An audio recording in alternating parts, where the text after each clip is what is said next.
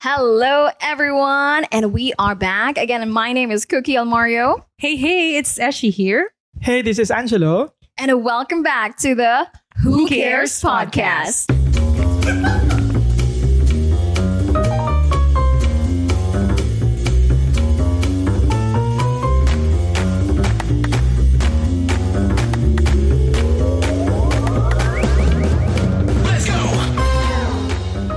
Okay, well, today we have a very interesting topic, and I'm sure both of you are very excited to give your opinions, all your experiences about this. And I'm sure a lot of our listeners also have the same question. So I know everyone is very curious of what this topic is about. So, Mari Eshi, will you introduce our topic this afternoon? Yes, gladly, madam. um, it is something that will strike you in some idle Tuesday or when you're not doing anything, or maybe when you're browsing through Facebook or, looking at where you are in life right now. True. Some days we really get hit with the question, what if? For everyone else, do you also get that question, what if? So the topic that we're going to discuss today in this episode is to talk about the what ifs and how that actually builds up the character and how we deal with circumstances whenever we get asked that question.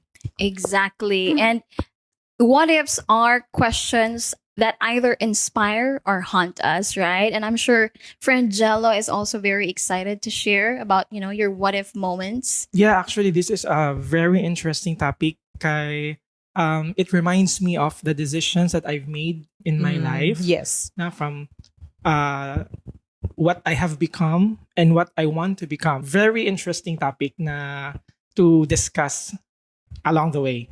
Exactly. And most of the what ifs that we have in life are really like founded on our career choices and also our relationships, True. right? So we will be diving, into those topics, into those scenarios this afternoon. So, to our listeners who are listening, maybe you can ponder on your what ifs as well as you listen to us and really relate to our moment. So let's start with, since I mentioned career, right? Career, many would say na we have a life outside our career, but 8 hours or even 12 hours a day we work on our careers, right? It's one of the most important decisions that we make in life. So one of the things that we decide as an adult is what we want to do in the future, and what ifs will always be a part of like the look backs that we do once we look back at our decision. So friend Giles, do you want to share anything about like, a specific like moment in your career choice in life that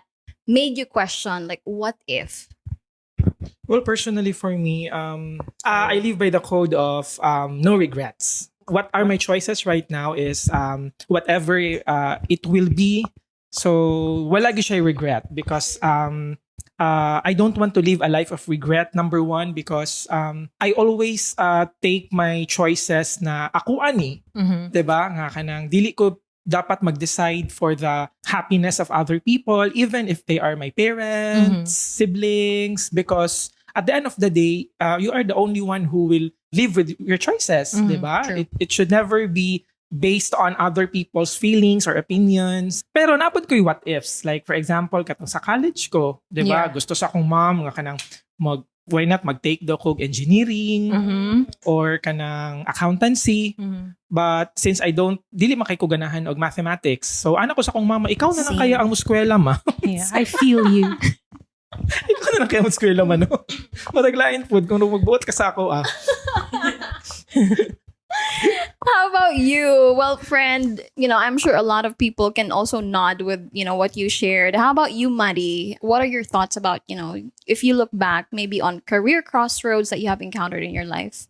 Yeah, it's really interesting. So when you say career crossroads and talking about what ifs, it starts when you're in high school, I think. So in fact, I think that's why we have come up with this topic. Kasi one random afternoon, Cookie and I, we were in Buda, somewhere in Buda, and then we talked about my niece who is currently in senior high school, and I have been encouraging her to really decide on what she wants to do with her life, because it's not that I did not get to decide what I want, like for the course, for the career path. In agreement to what you said, Jel, you always have a choice, diba? And you, for yourself, you have made a choice. Maskin pa, your mom said differently, you made a choice for yourself. So you always have a choice. So the what if that I remember was back in college, I had so many choices that I can make in terms of the career decisions. In fact, I wanted to be a lot of things. I wanted to be isa ba yan, isa-isahin natin. No, it's funny siya. So, I wanted to be a newscaster. I wanted to be a lawyer. I wanted to be a doctor. I wanted to be a driver. I wanted to be a beauty queen. I want to be a billionaire. So, Gusto ni mo tanan madi. tanan, di ba? You want to be everything. Pero there are pero my biggest what if I think is back then I've always wanted to be a lawyer. Lawyer. Pero I have made a different path that would somehow align. So I enrolled for a preparatory course with the idea in mind that someday I will continue to that. But that what if never came to pass because I had different choices along the way. And then on some idle days, I still think to myself, what if I continue with that course? And that is why for those that are in the crossroads right now, those that are in their 20s, those are, even my niece, I tell her na, you really have to make a decision for what you want in your career path and stand up for it. Because it's good to have all these what ifs, but it's also good na you have pursued what you really, really want. So how about you, Manny? Exactly. Same with me, because again, career crossroads can have many influences, especially, the millennial generation. Para tayo, I think you guys can really like attest to this. We had different trends when it comes to the careers. Like there were a time na people were really into like medical studies, Yes. nursing. During my time, like Mhm. all of my classmates, I think 90% of our batch, took up nursing because it was like perceived as the most high, not really high paying, but they make a good living out of Yes. it, if that makes sense. If Right. I may add, friend, katuyatan ang nga time nga grabe ang murag lure to go True, abroad, diba? yes. Yes. Greener Oo, oo nga, pastures ganahan kay abroad. sila nga mag-nurse ko kay para mo apas ko sa akong igsuon, sa akong tita, sa akong auntie, di ba? Ay, sa Exactly. And as she already shared her like what if when it comes to, like the career, yung parang multiverse for her what if, in her like career decision. How about you, friend Joss? What's your greatest what if career-wise? Actually, na-remember lang na ako ba na naapuday ko yung what ifs aside from being a newscaster. Gusto pa din ako maging lawyer. Oh, yes. Lawyer. Tapos, gusto Yes, ko Your to maging Honor. astronaut sa una. Oh, Kanang so ma-remember pag interesting. nakatong bata ako, bang ako lang, kanang nagadula ako, mo ko yung mga dulaan sa una ba? So, akong ginahimo kanang mga bato, ginahimo ako ng mga dulaan. So, mag-imagine ko na kanang, kanang aeroplano or kanang going to outer space, something like that. So, tapos, lawyer pod kay anak kong mga kanang pilosopo manggod ko nga tao ba siya nga, di na mag-lawyer daw kay pilosopo. Magamit ang imong kapilosopo. Diba? Pero, katong about sa kanang being a nurse, all of my sisters manggod are US citizens already ba? Pero it never kanang occurred to me nga kanang magkuha ko og kanang nurse. Kay number one, di ko ganahan og naidugo.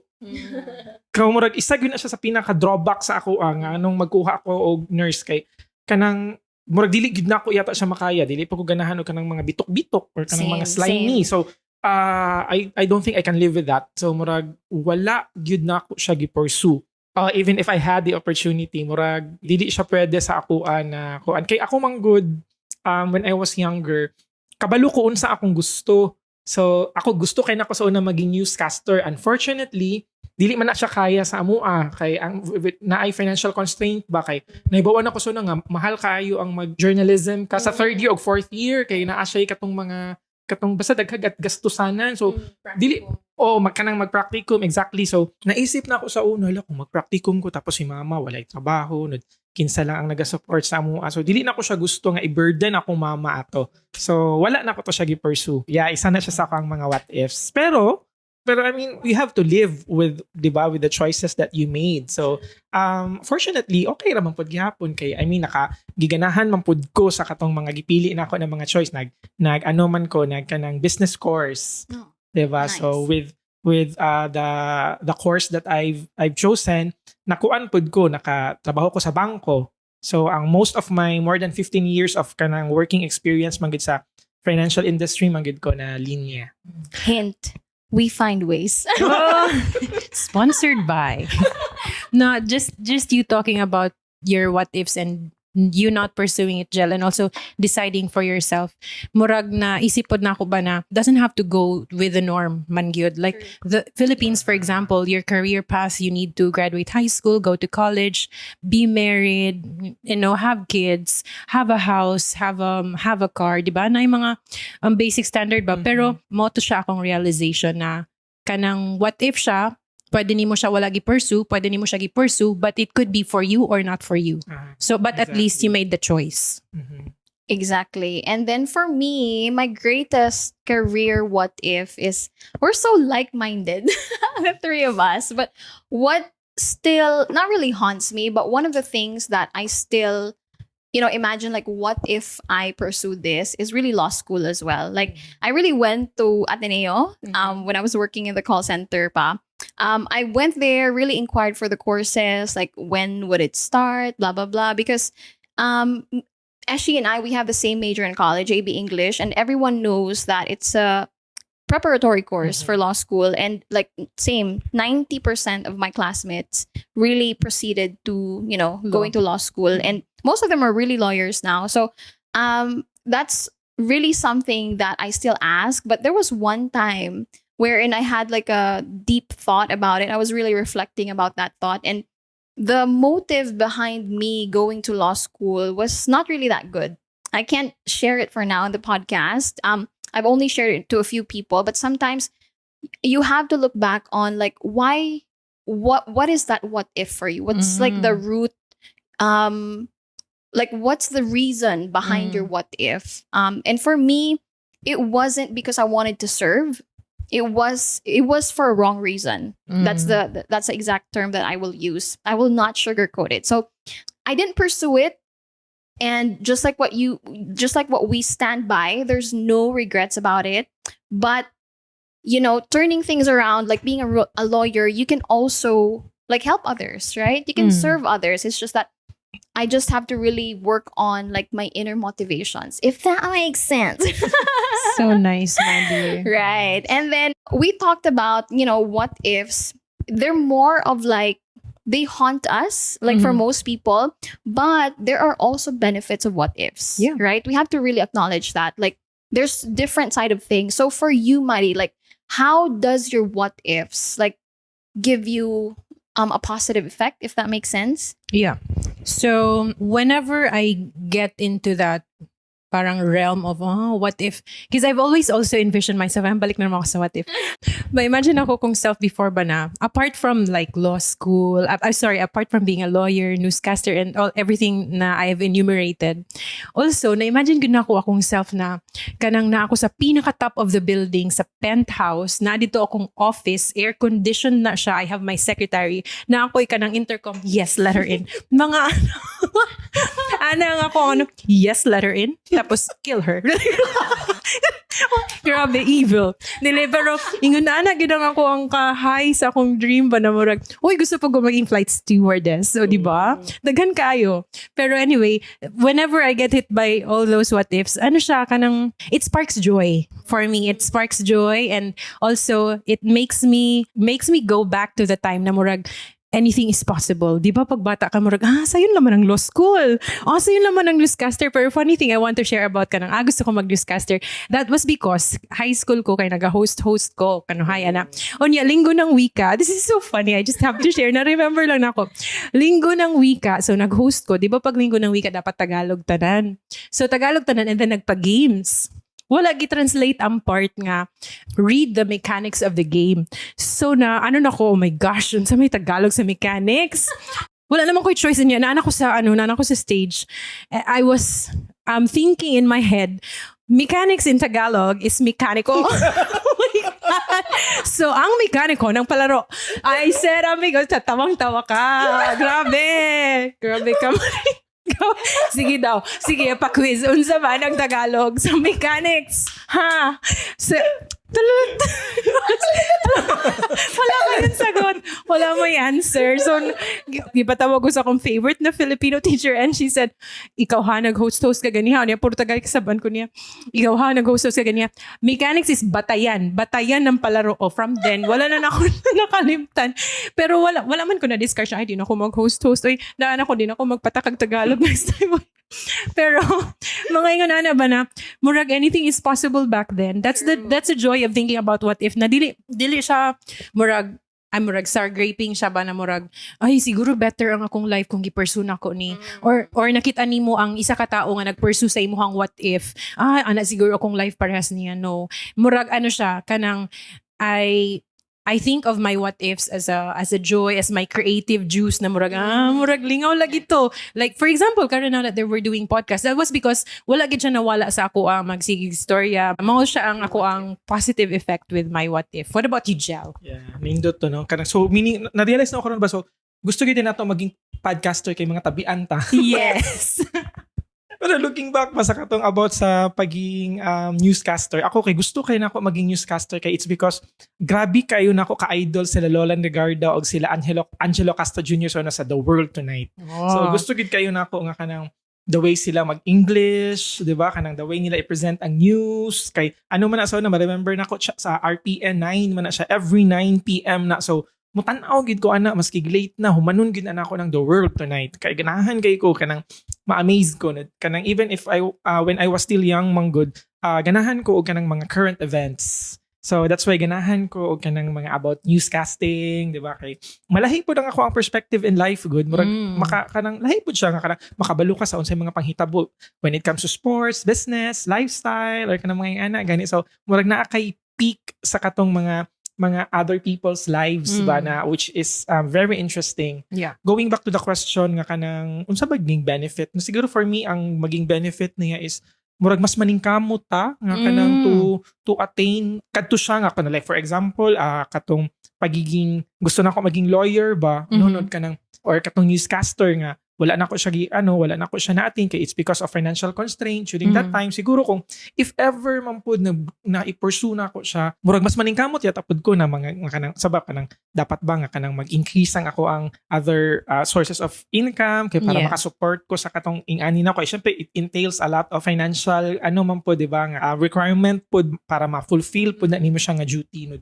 Nindot pud gud siya nga kanang kuanon pud ba isipon nato nga kung unsa man ang ato ang kuan karon asa man ta karon so at least maka-help po siya nga maka-look back ka sa imuhang present o kanang what you have right now gani di ba kay kung what if katong sa imuhang sour graping nimo di ba nga kanang murag although dili gid siya maayo di man gid siya maayo na kanang na position in life ang sa atoa lang is lang gid nato siya kanang dapat maging motivation siya for us to be better to achieve more mangyud kay di ba kay klase-klase man pud ang kanang murag gusto pud sa mga tao, di ba? Ang your success may not be my success, di ba? Nga na ang pud siya. So murag kato lang pud dapat kabalo lang pud kit ka kung asa ka taman, asa ka padulong, asa ka gusto mo adto, ingana man pud siya. So you have to answer those kinds of questions pud in your life kay mo man to siya dapat ang maging basis nimo, di ba? Maging imuhang driving force nimo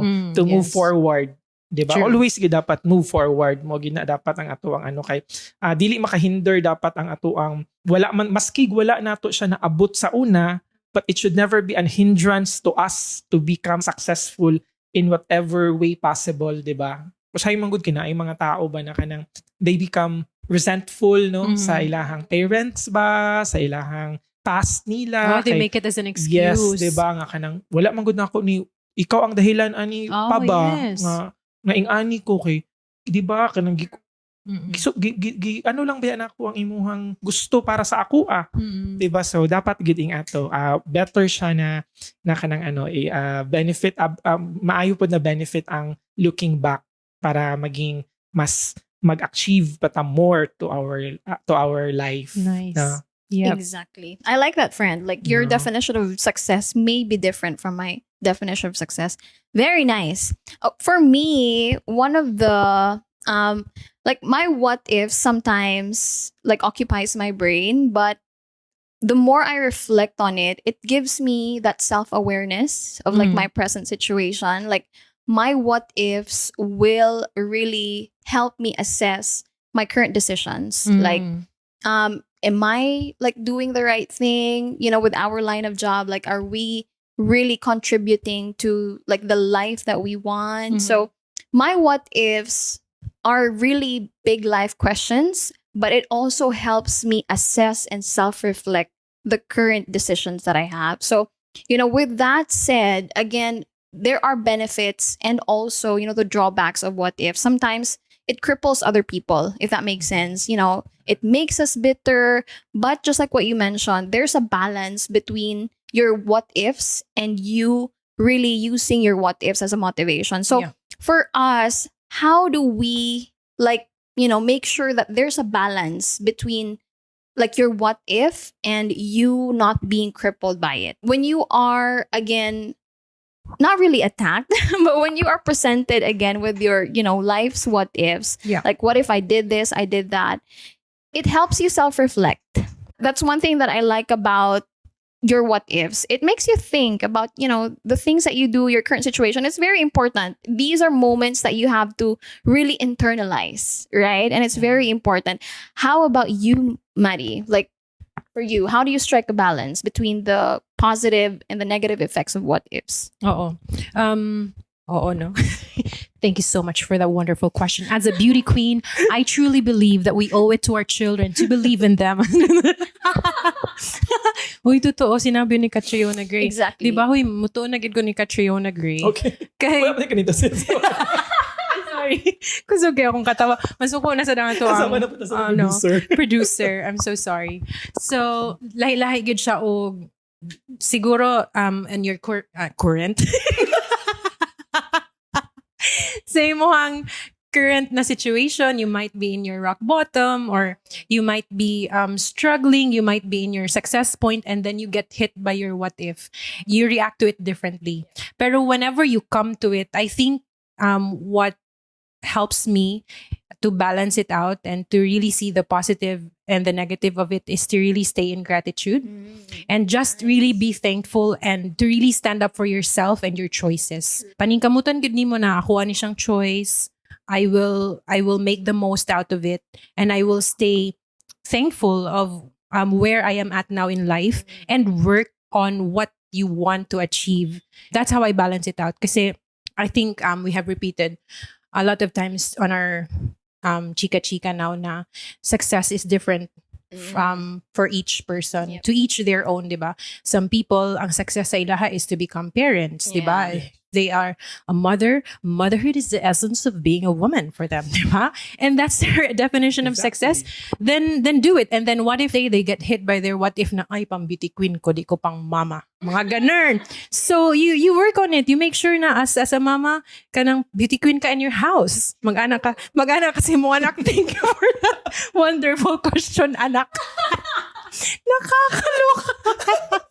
Thank you for that wonderful suggestion. And ang sarap ang paniud so. So, kinsa nakahatag pinakamaayo na suggestion mo na siya ako kadaw. First runner-up goes First runner-up ka, anak. Oh my, grabe ako mga pasample. Sana substantial. No, it makes sense. But really, work on it if you can. You're never too old to start anew, or maybe if it sparks you again, if you're like crafter before, if you're an artist before or something, it's never too late. Some people, they finish their first, the journey that they are in first, kanang murag. That's why we have clients, di ba, na gipa-finish na nila ilang children and then they work on their self, murag ana. And that's why it's so important to choose your lifetime partner, murag ana gani. You bring children into the world not for them to fulfill your dreams or not for them to parang fill in the void, but for them to be successful on their own. And then you get parang you are left by yourself or with your partner, murag ana, and then you should find fulfillment in yourself. So really stand up for what you have chosen for yourself when you get hit by mga what ifs like that. So that's my balance. Yes. Very good. How about you, Frangels? Again, we want to make sure that our what ifs motivate us rather than cripple us. How do you Yeah, deal with that? For me, ano man gud siya, no, kanang tricky pod siya na situation ba kay when you're in your kanang 20s, di ba, na mapud kay kanang lain pod na kanang dilemma, di ba, kanang will I stay sa kaning ingani na klase nga company, di ba, kanang ingana, tapos kung later on na pod kung kanang early 30s na ka, kanang nganong murag na-stuck lagi ko sa ingani na company, murag am I moving forward or nganong na-retain mo ko being a staff for how many years, 'di ba? Gusto na pud nako maging officer ba ko, or gusto ba nako mo appeal na pud sa lain nga kanang company, or kanang i-try na pud ang other na environment ba? But for me personally, murag ako agad, I always live by to the principle of living a life with no regrets. So whatever decisions I make, ginaano gid nako siya, tawag na reconcile nako siya sa akong self ba, So nice. na kanang kung himuon nako ni siya, it's because gigusto nako ni siya nga buhaton. I think that's the most important, one of the most important kanang realization pod ba, nga mag-reflect ka nga whatever decisions you make gyud, himua gyud siya na gigusto nimo, not because of other people's the influence kay at the end of the day mahayon man to nimo siya, di ba? Kung like for example na ano ka lang ba kanang na dala lang ka sa katong sa imong mga barkada, sa imong parents, sa imong loved ones na sige ingana lang ana, tapos wala nag-turn sour dahil siya or wala siya naging successful, di ba? So mo na ka nga gihimo na ako ni kay tungod sa imuha, pero tan-awa ko ron na unsa man ko. So di ba ang cycle of pointing fingers, blaming, di ba? So ana gyud always gyud nga kanang sa especially sa katong mga younger nato na mga ano gani mga Gen Z or kanang mga younger millennials nga nagapaminaw ani nga reflect gyud on the things that you really want gyud, di ba? Number one, you have to be secure sa imuhang self, unsa man gyud ang imuhang gusto, kay mo man na imuhang murag guide nimo, di ba, murag roadmap nimo ba, kay kung wala pud ka kabalo sa unsa imuhang gusto, how can you make a right decision for yourself, di ba? Kay murag easily influenced ka man kung di wala ka kabalo sa imong gusto. So in whatever decisions you make, be it personal, intimate, romantic, sa imong career choices ba, mo gina dapat mo balik ka sa imong mga basics nimo ba, sa imong mga core values in life para walay regrets, kay mag-manifest man gud na siya later on, di ba? Yes. Kung kanang siguro okay pa ni imuhang naging decision, pero later on makaana kang hala ka anong gihimo man ni nako no, murag too late na. You have kanang murag siya pill nga, bitter pill nga inumo na lang nimo, di ba? Murag wala kay choice, kay you have to live with it. You made that decision for yourself, di ba? Ang ana ba, so kuan gyud, know yourself, know what you want, and be contented gyud. Ganahan kay ko atong sa giingon ni Ashina kanang we have to be grateful gyud, no? Kay the moment we fill our hearts and our mind with gratefulness gyud, murag lisod nga kanang maging insecure ta, 'di ba? Lisod na kanang maging i-compare na to atuhang self with other people's successes or other people's lives, kay 'di ba insecurities man, kay if you have a lot of insecurities man good, it will make problems nga wala gani that doesn't exist. Pero True. if you have insecurities man good, mo manganak siya og problema ba, and then it feeds your fears, 'di ba? It feeds your negativities ba, nga which in turn kagubot na imong life. Wala na nakabalo-dibalo ka unsa naman ni. Di ba? Murag na na lang ka. Di ba? So, kuan gyud, be careful pod and surround yourself with people that brings out the best in you. Yeah. Ing ana gyud dapat, di ba? Kanang na-realize na ako na karon ba nga kanang sa mga hamtong-hamtong na tanga edad. Nga keep your circle kanang small lang daw. Di ba? It doesn't necessarily nga kanang you have 100 friends. Dili man siya, di ba? Kanang I think fair weather friends naman gunong uban ana do, unfortunately, pero kanang keep your kanang circle gamay lang, pero kanang these people are brings out the best in you gyud. Yeah. Para in return maging mas maayo pud ka na maging maka-contribute pud ka sa community nimo, di ba? Kato siya ako ang marag reflection nga. Grabe. Reflection paper. Age reveal tayo ulit. Age reveal daw sabi. Hamtong is the keyword. Exactly. And another thing that I want to make everybody realize, the listeners, hopefully we can, influence a little, is that we have seasons in life. And then your what ifs is not, and if you can't really make your what if into reality, it's not the end of the world. Like, we have different seasons. So for me right now, I have a different season in my life. I still have my what ifs, but your what ifs is not the end of you. So it shouldn't really like make you bitter in life, make you, especially compare your life to other people. We're very Yes. prone to that if we just tend to like look at what we are missing or what we are lacking, right? That will definitely make you ungrateful. And then what ifs are sometimes dreams na siguro gisat aside sa ni Lord. Ana True. good. Everything Oh, that's happens so good, for Maddie. everything happens for a reason. You are in this like season of your life because that's what for me. I always talk about my faith. I cannot like disregard it. So I always like trust that whatever like wherever I am in my life, it's really God's like part of God's plan. So I'm not sure if you can like, get a takeaway from that, but me knowing that someone is writing my story just really makes me sleep soundly at night. Uh-huh. The peace that surpasses all understanding. Your So, rejection is God's protection. exactly. According to Facebook. Joke lang. Hindi, totoo yun. According to It's Pinterest. true. Sige, According to sige. Mas last. Wikipedia. Anda, daghala hirit. Ano sa mga Oy. sources? But yes, especially for Gen Zs, like that generation, one of the things that I like about that generation that is that they are goal getters. Oh, yes. They have a lot of goals. They really do their best to like get it, but sometimes they get crippled with things that will what do you call that? That will discourage them. To to our like our younger generation, Gen Zs, I mean, it's okay. it's okay. We are in our medyo age reveal tayo. We are in our mid 30s, so I can say na hopefully aabot tayo ng 70, but like we're in the middle of our lives, and I can say na even though we have not reached our what if, we're okay, we're happy, we're healthy, we're thriving, right? And then what do you call that? This episode really, I hope, opened a lot of like realizations in you as well that your what ifs are not negative at all.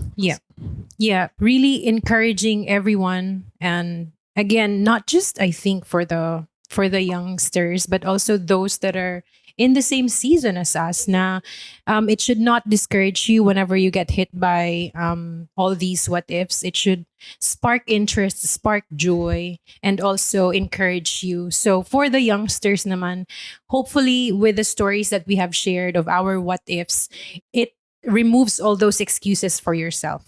Na you can stand up for whatever decision that you want. And like what I said earlier, it might work, it might not work. You might have unpacked it correctly. You might have the right why you think at that time, and then you might realize later that's not the right purpose why I wanted it, and then you realize it later. So be okay to make mistakes. Give yourself room for mistakes, but always take all those what ifs and accept them as they are, but then also take action from it. So, yun, what are your takeaways naman, Jel, of the Nice to what know nga ifs? kanang unsay tawag ana. Think of for me I think ang takeaway sa ani nga especially ang akong concern is katong mga Gen Z ba no nga sometimes this generation are easily discouraged no nga kanang dali lang pud kaayo sila maano sa social media. I think that's because of the sa ano pud ba social media generation nato ay kanang ano ganing era nato karon. So don't be too hard on yourself gyud. Kanang it's like what as she said na it's okay to make mistakes, 'di ba? Okay ra gyud na nga magkamali kay it's not the end of the world ba? Ang sa mga younger generations pud ba nga kanang if magkamali sila mura na ganig shit end of the world na or kanang oh my god murag mo wala na ni. I will be judged. 'Di ba? Ana ba nung I will be kanang- stoned to death. Yeah, Joke lang. tinuod na ba kana Ano, adik na grabe, ay no? mga tao ba nga kana ganing murag end of the world na sa ilaha wala na gid stop na. Ana ba People dili will gyud. see me differently now. Diba? Remember na kanang life stops when we are 6 feet below the ground. Diba? So, kung buhi pa ganita, there will always be hope. Yeah. So, hope is, dili gid nato siya dapat walaon sa ato ang mga kaugalingon because it's really a driving force for us. Wherever we are in our seasons in life, diba? Kingon nila Cookie kanina and Ashina kanang, if naa kay hope man good, you will never be tired to move forward, Mm. 'di ba? To push harder, to work harder and to reach whatever goals you have in mind. Yeah. Kay mura siya, di ba, kanang, ano na to ba, nga kanang siya ang nag-push sa ato ang, ayaw, dili ta dapat mo undang, kay, wala pa man ta namatay, wala pa man ta gilubong, It's not the di ba? end of the world. Ayaw, good, dapat, we should kanang, ilayo na to itong mga kaugalingon ba nga, to think of kanang the negativities, gani, kay di ba, syempre, di ba, kung i-feed na to itong mga kaugalingon o negativities, of course, negative good ang maging magmanifest sa imong daily life, di ba? But if you are very positive, although this may be harder than, di ba, kanang harder to do, easier said than done ba? Pero it is always the better choice, good. Correct. And the better choice is always katuganing murag medyo rocky ang road, di ba? Tempting man gud kayo mo agi sa kanang mga dalan nga asfalto, sementado. Kay mo man to siya ang dali, di ba? The easier choice is always katug yung mga paved road, kanang mga yung ana. Pero remember nga kanang, if you want something badly, you have to work hard for it, good. Dili siya pwede nga kanang, murag, siguro ang mga less than 1% of the people on earth lang siguro ang katong, ang ilahang life are handed by as a golden platter, or di ba? Or, kay, murag, kita, wala man ta na belong, ana, unless kung na belong ka sa ing ato na klase na mga family. Pero katugid no, never lose hope, always kay kung an gyud kanang there is always kanang something to look forward to gyud katong mga nagaagi karon og kanang mga middle life crisis or kanang mga early crisis or whatever crisis that you have that you are in right now, di ba, nga ma-down ka, makaanak ka nga, ayaw gyud, don't lose hope gyud. And tama gyud ako I am not a religious kaayo nga person, pero kanang I believe in God pod nga kanang God is a God of perfect timing gyud. So tama gyud kay tong giingon ni Cookie nga kanang kuan gyud siya kanang naagay seasons in our life kung whatever we are in right now, pagbuot pod na siya sa Ginoo, di ba? No, and always ayaw pod i-remind lang nato ba, ako gusto nako i-remind ang mga uban na kanang ayaw ing na imong sarili nga wala kay choice, di ba? Kay because katong ang imuhang choice nga you made when you said na you have no choice is already a choice, 'di ba? Pero later on hatagan pa man ka sa Ginoo na og kanang chance to make up for it, to whatever it is, 'di ba? To better your kanang position right now, 'di ba? Or situation right now. So there is always hope, good. 'Di ba? Nga so ana lang gyud, keep moving forward, and since God is a God of perfect timing, good, so we have also to align our kanang mga dreams and aspirations but sa iya, 'di ba? Kay usahay man gud finite lang man gud ta kaayo and God is infinite, 'di ba? So we have to surrender ourselves, pud ba? And it's like we said earlier, it's easier said than done. Pero mao man gyud na siya ang ano gyud nga we have to surrender kay naamang gid someone out there who is infinite nga, who is keep on guiding us gani. Kita lang usahay man gud makalimot lang ta nga mutawag, 'di ba? Pero ang God is always there, 'di ba? He is everywhere gyud. Yeah. 'Di ba? So, agree. And one of my key takeaways from what you both said is really from Eshi, be grateful. I love that, Madi. Like whatever life throws at you wherever you are, if you keep that grateful, attitude, you will always have hope, just like what Jello said. So I think what if plus hope plus gratefulness would just equal to a happy life, right? Exactly. Agree. So, yep. Yeah. Don't judge yourself over your past choices. Again, you didn't know better maybe at that time, so don't let that make you bitter. And I really love our conversation this afternoon, and I just want to say that our first two episodes, especially the first one was, we received a lot of love. You guys knew about, we're all aware of that. We received a lot of love, and the three of us would just want to give, and we just want to thank everyone who listened, who shared, who watched. Thank you to everyone who tuned in and made comments in our Facebook page, followed us on Spotify and YouTube. Jel? Yeah, thank you to my family, to my friends nga kanang who really took time to listen. Yes. And kanang gave positive feedback. Especially the feedback. Yeah, yung nag-effort you so much. you to take a screenshot, message us on Messenger. Yeah, mas kigog niingon sila nga ako mga kauban daw kay mga maayo kay murag nakaduha-duhapot ko ba kanang wala lagi sa ako. Yan sa duha lang. Nakaingon na ng pud ko na kanang mga hawd jud sila. Murag naluhoy ko gamay sa kong sir. Lain ka, Jel. Ikaw ba daw ang professor sa ato ang tulo? Yes. And, again, thank you so much to everyone who listens towards the very end of the podcast. And we also want to know your greatest what if. So, on our Facebook page, you can comment in there, share to us what your greatest what if is. We would definitely love to hear and read your comments in our YouTube. Oh, diba? May pa YouTube guys. Let's engage. We will be there to chat with you either in Facebook, or I think you can also comment. I'm not sure in Spotify, but for sure YouTube and Facebook. Share with us your fun what ifs and what are your realizations of your what ifs as well. And by the way, don't forget to like, subscribe, and share if you like our episode. So para po makahimo pa mi og more episodes to come. Yes, and above all, aside from learning things, one of the things that we made sure is to keep it light and fun. Medyo deep tayo today, but I'm sure... No. Medyo hamtong ang atong conversation today. Nalingaw man pud ko sa katong mga... Exactly. Ni Eshi ba? Dahil session ka ng... Lahira ano siya ka ng... Mura siya ka ng handy woman. Kung naay handy man natin handy woman. Murag jack of all trades. Yung nga na po dahil session. Gusto niya tanan. No.